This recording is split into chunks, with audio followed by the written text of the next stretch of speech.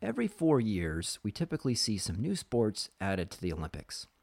In 2020, new Olympic sports we'll see in Tokyo will include 3-on-3 basketball, BMX freestyle, karate, skateboarding, sport climbing, and surfing. In 2024, what if they added your sport? Would you be ready? Hey, welcome to Unleashed, the show that explores how to thrive as an independent professional. I'm your host, Will Bachman.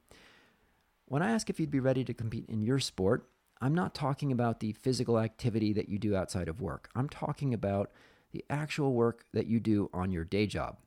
I'm asking you to think of yourself as a business athlete. I first heard the term business athlete from Professor Michael Feiner, now an Umbrex member and who's been a good friend of mine for a decade, in his course, High Performance Leadership at Columbia Business School. And he's been on this show, so check out that episode. My understanding of the idea of business athlete is that to succeed in business, you need to bring the same discipline, the same focus, and the same holistic preparation as an athlete needs to be competitive at elite levels. An elite tennis player does more than work on her serve and her tennis strokes, and so does business athlete need to work more on just the technical aspects of the job to be physically, mentally prepared to succeed. So a business athlete seeks to master the functional knowledge of her field, certainly.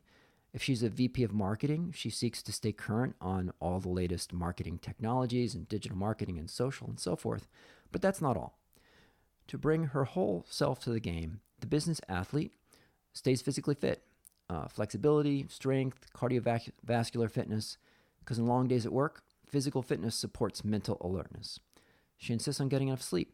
She practices some form of mindfulness to remain centered in the midst of inevitable crises. She finds a coach who will help her keep improving her game through deliberate practice. The best athletes in the world have a coach. She puts time into mastering the basics until they become automatic. She studies the competition to understand their moves. She regularly reviews with an objective lens her own performance, identifying what went well and what can be improved. She is motivated not by the idea of standing on the metaphorical podium, but the satisfaction of performing at the highest possible level. She compares herself primarily not to other athletes, but to her own performance yesterday. She looks out along the full arc of her career and not just to the next competition.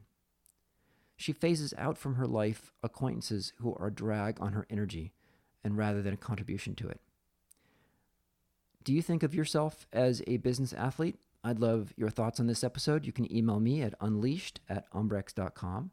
If you visit umbrex.com/unleashed, you can sign up for our weekly email where you'll get transcripts of every episode, including this one, as well as some bonus features available only to subscribers.